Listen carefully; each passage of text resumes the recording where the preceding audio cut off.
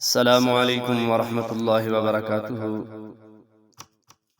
محترم بھائیو دوستو، استخارہ میں درست بات معلوم کرنے کا نسخہ: عشاء کی نماز کے بعد 2 رکعت نفل استخارہ کے نیت سے پڑھیں۔ اس کے بعد ان آیتوں کو 101 بار پڑھ کر بغیر بات کیے سو جائے، انشاءاللہ درست بات معلوم ہو جائے گی۔ یہ آیت ہے، میں آیت سناتا ہوں، آپ اس آیت کو پڑھیں اور یاد رکھیں وہ بندہ کبھی نادم نہیں ہوتا، پریشان نہیں ہوتا، اور وہ کبھی بھی جو ہے نا شرمندہ نہیں ہوتا جو اللہ تعالی سے مشورہ کرتا ہے۔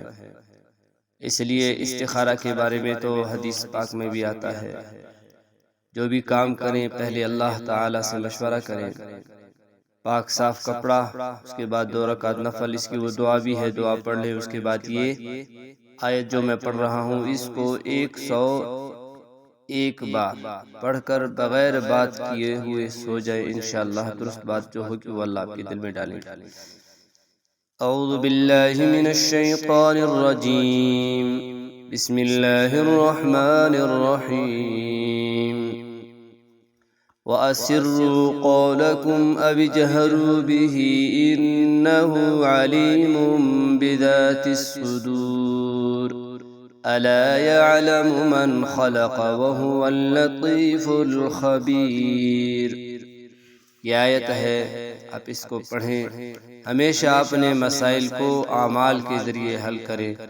میرا یہ جو چینل ہے، اس چینل کو نکالنے کا مقصد ہی یہ ہے کہ بندہ اللہ کی طرف متوجہ ہو، اپنے مسائل کو اللہ سے حل کروائے، کیونکہ اللہ احکم الحاکمین ہے، ہر مسئلے کو حل کرنے والی ذات اللہ کی ہے۔